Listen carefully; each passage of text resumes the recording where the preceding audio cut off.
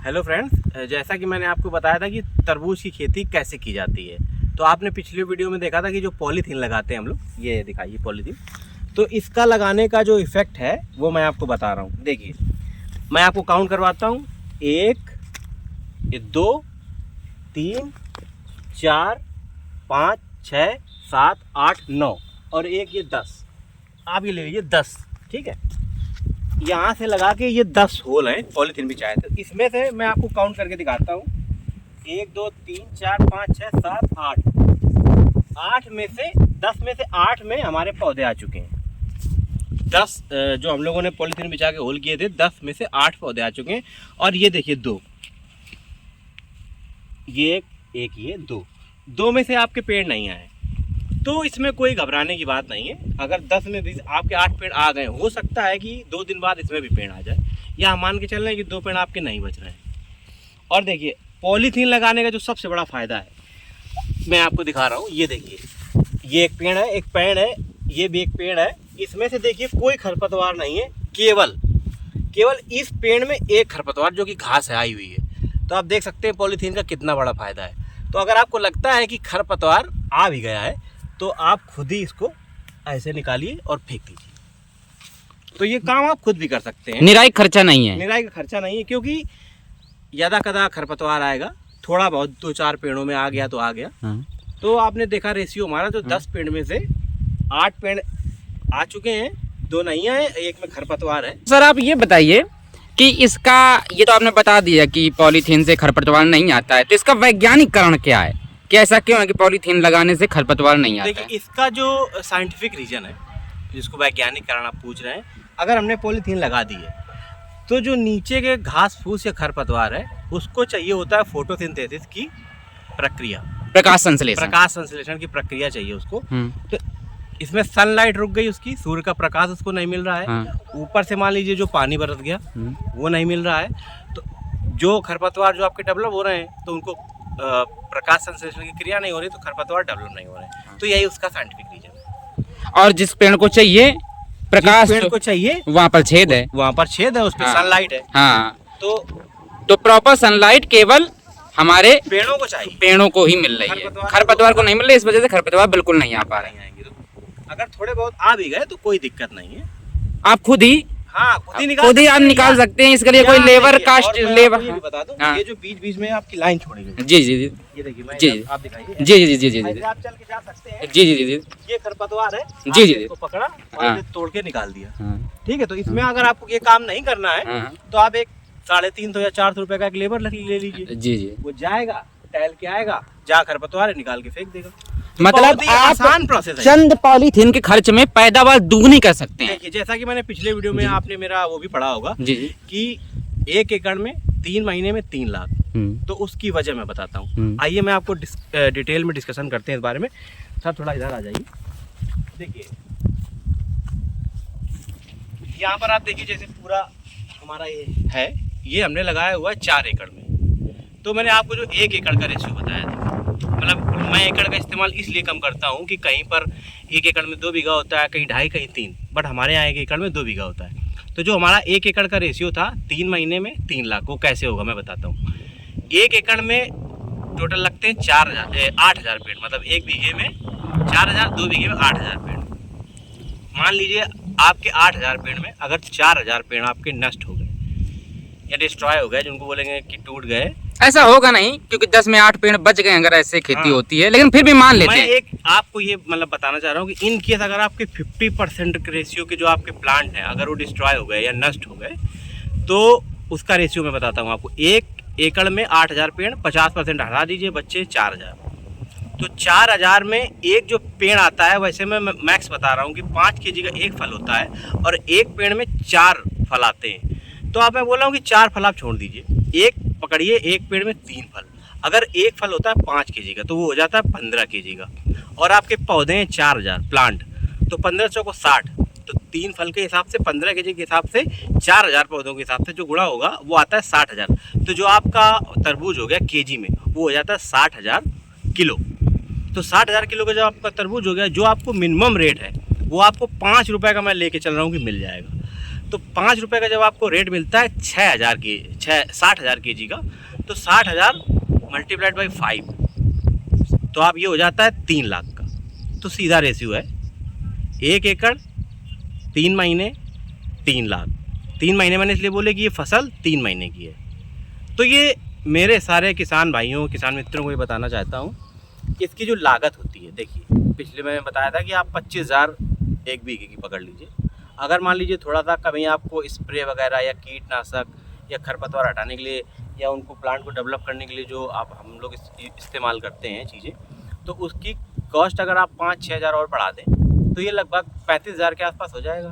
तो 70,000 के आसपास आपका खर्च मान लीजिए, तो वही आपको 2,80,000 तो मिनिमम मिल के ही जाएगा। तो बस मैं यही बताना चाहता हूँ अपने किसान मित्रों को कि एक बार तरबूज की खेती ज़रूर करें। अगर आपको कोई भी जानकारी चाहिए डिटेल में कि प्लांट कहाँ से आप लाएं, उसमें कौन सा कीटनाशक इस्तेमाल करें, क्या क्या डालना पड़ता है, पॉलीथीन बिछाने के बाद देखिए। और मैं आपको एक चीज़ और बता देता हूँ, पॉलीथीन में उसको खरपतवार को रोकने के लिए आप जो सिंचाई है वो आप ड्रिप इरिगेशन सिस्टम लगाएं। ये देखिए, ये गया हुआ है हमारा पाइप, इस वाली लाइन से देखिए आप, और इधर दिखाइए सारा, ये हर लाइन में एक एक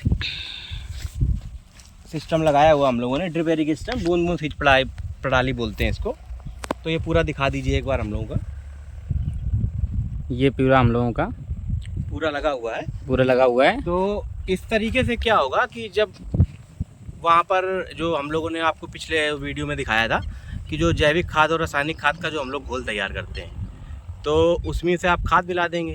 तो जो खाद मिलाएंगे, पानी मिलाएंगे, तो वो क्या होगा कि प्रॉपर पौधों में ही जाएगा, इस पाइप के थ्रू पौधों में जाएगा। जी। और उसके ऊपर तो इससे खाद वेस्ट नहीं होगी, पहली बात तो वेस्ट नहीं होगी। हाँ। और खरपतवार भी डेवलप नहीं हो पाएंगे क्योंकि आपने खुला पानी लगाया। हाँ, तो पूरे खेत में ही यहाँ खाद जा रही है, वो खरपतवार ज्यादा डेवलप हो हाँ, जाते हैं, खाद भी बर्बाद हो रही है। और जो मैंने कॉस्टिंग बताई थी आपको 35,000, वो ये ड्रिप इरिगेशन सिस्टम को मिलाकर ही मैंने बताई थी, इसका अलग से खर्चा नहीं। हाँ, जैसा कि सर आप तरबूजों को जापान में एक्सपोर्ट करते हैं, निर्यात करते हैं, तो किसान मित्रों से आप अपना थोड़ा सा अनुभव अपना साझा कीजिए।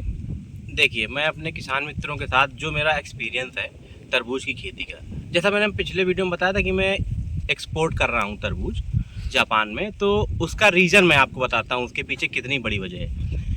आप समझिए, वहाँ पर एक स्क्वायर तरबूज की वैरायटी डेवलप है और जिसको बोलते हैं चौकोर तरबूज। तो जो चौकोर तरबूज है, अगर आप मिनिमम बात करें तो ये बिकता है $6.5 में 6,500 रुपये की, ठीक है। और जब मान लीजिए तरबूज की मान लीजिए कि वहाँ पर कम मात्रा में अगर वो पहुँच रहा है जापान में, तो ये हो जाता है 16,000 रुपये के जी। और जब जापान में तरबूज की जो अगर खेती की अगर पैदावार कम हुई तो ये बिकता है 40,000 रुपये की। तो ये समझिए कि वहाँ पर एक चौकोर, मैं आपको फ़ोटो और उसका वीडियो एक डाल दूंगा, एक चौकोर तरबूज होता है, ये 40,000 तक जाता है। तो और मैं बता रहा हूँ कि देखिए 40,000 रुपये किलो, 40,000 रुपये किलो तक जा रहा है जी। तो उसका रीज़न यही है कि मैंने तरबूज लगाने का प्लान किया। और इंडिया में तो देखिए नई दिल्ली वगैरह जो हमारे कृषि अनुसंधान केंद्र जो नई दिल्ली है, उन्होंने डेवलप किया पूसा बेदाना, ठीक है। ये बहुत ही अच्छा किस्म का बीज है। और मतलब बाकी और इंडिया में आर्का ज्योति, शुगर बेबी, कई सारी किस्में चल रही हैं तरबूज की। तो मैं तो आपको ये बोलता हूँ कि जो पूसा बेदाना है ये बहुत ही अच्छा मतलब फल है। और इसकी खास बात ये है कि ये बहुत ही रसीला और मीठा फल होता है। और अगर आप शुगर बेबी की बात करें तो ये भी बहुत अच्छी वैरायटी का एक बहुत ही अच्छी किस्म का बीज है। तो इस इंडिया में चल रहा है। लेकिन मैं आपको बताता हूँ कि जैसे मैंने अभी क्या हुआ कि अब मैं स्क्वायर तरबूज की खेती करूँगा और मैं सीधे 10 एकड़ में लगा दूँगा तरबूज। और उसका जो वैरायटीज़ है, स्क्वायर तरबूज किसान मित्रों को बता दें, ये जापान की ब्रीड है, जापान की। तो जैसा सर आप जापान में तरबूज को निर्यात करते हैं, तो ये जो बीज है स्क्वायर तरबूज वाला, ये सर आप कहाँ से आपको मिलता है, ये जो जापान आप एक्सपोर्ट करते हैं? नहीं, जैसे मान लीजिए खेती होने के बाद तो मैं एक्सपोर्ट कर देता हूँ, लेकिन जो अभी मैंने बीज मंगवाए हुए हैं, जो जापान की जो बेस्ट किस्म के जो बीज हैं जापान के, वो हाँ मैंने इंपोर्ट करके मंगवाए, वो नेक्स्ट मंथ तक हमारे पास आ जाएंगे। तो इसका जो सबसे बेस्ट माना गया है वो माना गया है Yubari king Milan and Yubari Hokkaido. ये आपके जो बेस्ट किस्म के बीज हैं। तो इसमें स्क्वायर तरबूज लगेगा आपको, चौकोर, वो देखने में भी अच्छा लगता है, काटने में भी अच्छा लगता है और खाने में भी अच्छा लगता है। और उनमें बीज भी नहीं होते हैं तरबूज के? हाँ, उसमें बीज भी नहीं होते हैं। हाँ। आपको काटिए और खाइए, अच्छा तो जी ये जी सबसे अच्छी बात यही है। जी जी तो और कई सारी किस्में हैं, अभी मैंने कहा इन दो से ही ट्राई करते हैं, जो बेस्ट है आप वही ट्राई करें। इससे अच्छा रहेगा कि आपको जो उनकी डेवलपमेंट होगा, जो उनकी पैदावार होगी वो अच्छी मिलेगी। तो आप कोशिश करें कि एक मिनिमम 6500 या 100 अमेरिकन डॉलर में आप कोशिश करें कि सेल आउट करने की कोशिश करें, तो आपको बहुत बड़ा प्रॉफिट होगा। जैसा कि मैंने बताया 1 एकड़ 3 महीने 3 लाख। तो उसका मैं बताऊंगा कि जब आप स्क्वायर तरबूज एक्सपोर्ट कर रहे हैं तब कितना बड़ा प्रॉफिट होगा आपको। सर जैसा कि आप इसके पाइपों के थ्रू पानी भेजते हैं तरबूज की खेती में, तो सर सर ये कितने दिन में, 3 महीने खेती है होती है, तो सर ये पानी कितने दिन में आपको लगाना पड़ता है?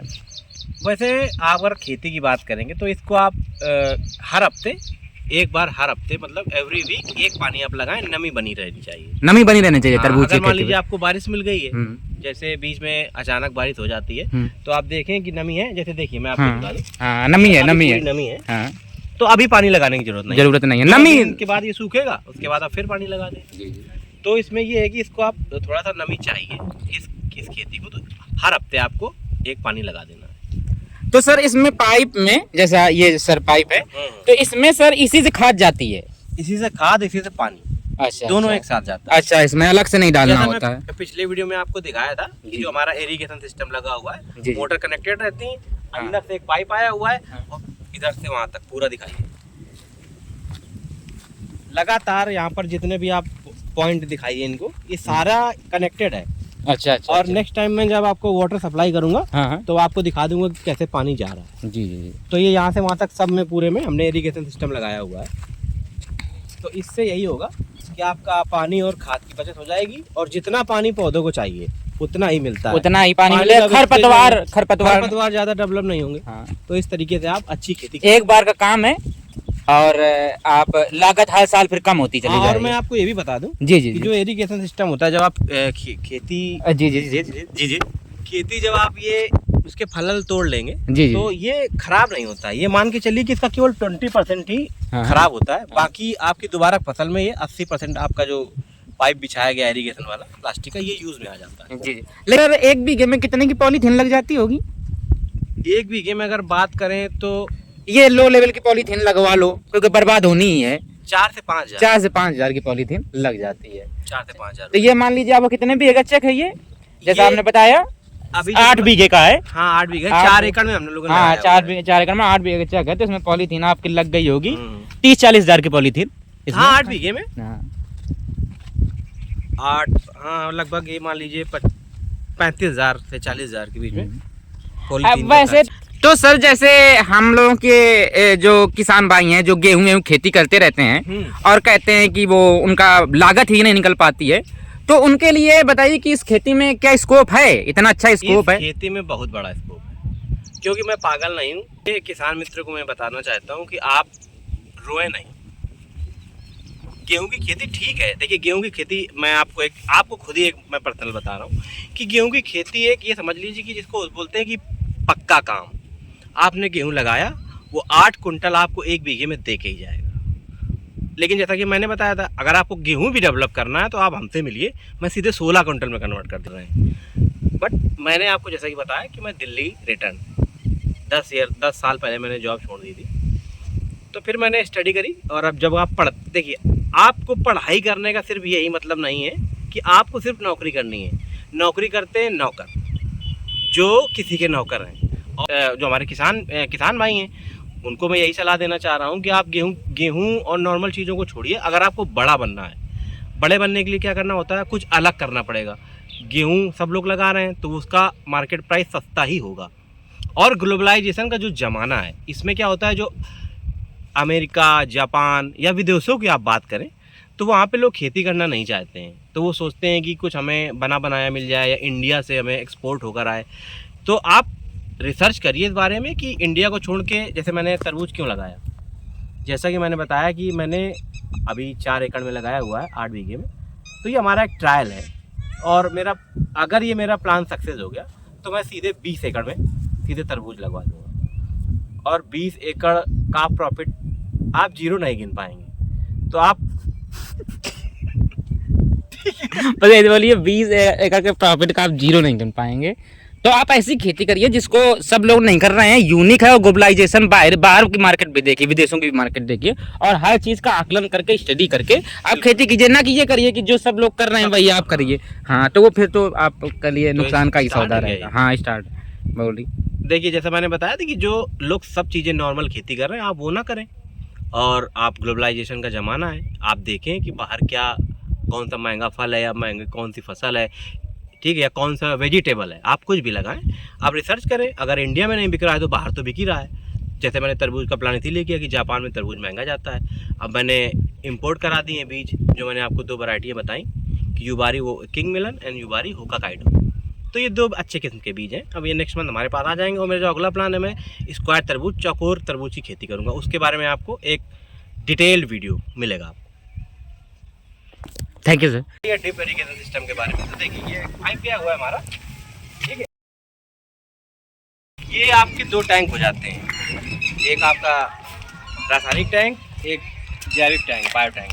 तो जैसा कि मैंने पिछले बताया था कि यूरिया, पोटाश, DAP इसमें डालें और उसको उसमें डिजोल्व करने वाले बैक्टीरिया हम लोग डालते हैं। बैक्टीरिया और जैविक खाद का मतलब हो गया गाय भैंस की गोबर। गोबर हो गया, या जैसे केले की खेती के लिए आप गुड़ का घोल तैयार कर सकते हैं। गुड़ का घोल भी, जी। तो इसमें आप जो चीज़ें उसमें पड़ रही हैं उसके हिसाब से दोनों तैयार कर लिए गए। और इरिगेशन में क्या होता है, ये मिक्सचर लगा हुआ है, जी जी जी जी, ये सिस्टम लगा हुआ है, इसमें एक मोटर कनेक्ट होती है, जी जी, जो दोनों चीज़ों को मिक्सचर को घसीट के मोटर करके हाँ सप्लाई करती है, जी जी जी। तो पानी और खाद एक साथ जाएगा। जैसे इन दोनों का सर, इन दोनों से एक में रासायनिक खाद, एक में जैविक खाद मिक्स हुई, मिक्सचर ने मिक्स की पानी के साथ, और सीधा इस पाइप के थ्रू सीधा ड्रिप इरिगेशन सिस्टम से सीधा पॉलीथीन के अंदर पहुंच जाता है। हाँ, इसमें क्या होता है, एक वेंचुरी सिस्टम होता है जिसमें ट्यूबवेल के पास एक मोटर लगी होती है। वो इन सब जो हम लोगों ने घोल तैयार किए हैं, DAP, यूरिया, पोटास और डिजॉल्व करने वाले बैक्टीरिया या आप जैविक खाद, मिक्सचर जो होता है इन लोगों का, ये वेंचुरी सिस्टम में जो मोटर कनेक्ट होती है वो सीधे खींच लेती है और मिक्स करके सप्लाई कर देती है। उसका सिस्टम ये है, वो इस तरीके से काम। तो ये सर तरबूज किस महीने में लगाए हैं और कितने दिन के आपके पेड़ हो गए हैं? मैंने ये लगभग लगाए हुए थे, क्या बोलते हैं इसको, 15 फरवरी के आसपास। तो या मान लीजिए 15 से 20 फरवरी के बीच में लगाए हुए थे। तो ये एक्चुअल मैं बता दूं, 1-2 दिन इधर उधर। तो आप जो पेड़ देख रहे हैं, ये लगभग 18 दिन में इतना बड़ा पेड़, ये देखिए 1 2 3 4 5 6, ये देखिए जहाँ पर होल है उसमें इस वाले के तो सारे पेड़ निकले हुए हैं। और मैं आपको ये दिखा देता हूँ कि ये 1 2 3 4 5 6 7 8, और आप देख रहे हैं कि केवल जो एक होल ये वाला इसमें पेड़ आया था वो थोड़ा सा डैमेज हो गया है। तो ये समझ लीजिए कि 10 में 1-2 पेड़ मर जाते हैं, बाकी आपके आप टेक्निकल तरीके से खेती करेंगे तो आपका 10 में 1 ही 2 पेड़ मरेगा, 1 ही 2 मरेगा। हाँ, तो इसका रेशियो आप मान लीजिए 1 बीघा में अगर 6000 पेड़ लगाए तो 5,500 पेड़ आप बचा ले जाएंगे। 1 बीघे में 4000 पेड़ लगते हैं। अच्छा, 1 बीघे में 4000 पेड़ लगते हैं ना, मान लीजिए आपने 1 बीघे में 4000 पेड़ लगाए तो 3000 3,500 पेड़ आप बचा ले जाएंगे। अगर इस तरीके से आप टेक्निकल तरीके से आप खेती करेंगे, प्रॉपर खाद पेड़ आप बचा ले जाएंगे। जी जी, प्रॉपर खाद देंगे और प्रॉपर पानी और पॉलीथीन लगा के, ये देखिए पेड़ काफी बड़ा हो चुका है। जी जी, इसके अंदर तो पेड़ काफी बड़े हो चुके हैं। बहुत अच्छी खेती तो आपकी हो रही है। थोड़ा ऊपर नीचे रहेगा। जी जी, और पेड़ आपको मिलेंगे। जी जी, मतलब 15 जून के आसपास आपकी फसल आ जाएगी। हाँ, मार्च अप्रैल मई जून। तो सर आप इसको 15 जून नहीं, और पहले ही आ जाएगी। और पहले ही आ जाएगी। तो सर इसका आप ये मान लीजिए कि आप 15 जून के आसपास आप इतने से कम आप 10 लाख रुपए, 15 लाख। इसमें क्या है, वेदर का इफेक्ट और बारिश का इफेक्ट आ जाता है। तो पेड़ अगर आपके थोड़े से नष्ट हो जाते हैं, तो अगर आप पूरा जो मैंने आपको बताया हुआ है 1 एकड़ में 3 लाख, तो 8 एकड़ में हो जाता है 24 लाख। लेकिन आप पूरे के पूरे पेड़ बचा नहीं पाएंगे, कुछ नष्ट हो जाते हैं। तो आप पकड़िए कि 15 लाख रुपए, अगर 15 लाख रुपए आप मिनिमम, हाँ, अगर आपके एक पेड़ में 4 फल आ गए और वो एक फल होता है 5 kg का, अगर 20 kg का प्रोडक्शन आपको एक पेड़ देके जा रहा है, तो कम से कम 12 से 15 लाख रुपए 8 बीघे में या 4 एकड़ में आपको मिल के ही जाएगा। तो सर आप इतना जो पैसा कमाएंगे तो इसका आप क्या, कौन सी गाड़ी खरीदने का मन है? लोग गाड़ी खरीदते हैं। देखिए, मैं अपने किसान मित्रों को ये बताना चाहता हूँ कि अगर आपके पास जो पैसा आ जाए, तो आप ये मत सोचिए कि आपके पास 10 लाख आ गए या 15, मान लीजिए आपके जो 15 लाख रुपए तरबूज में आप कमाएंगे, तो आप सोचिए कि मैं सीधे 10 लाख रुपए की कोई गाड़ी ले आऊँ।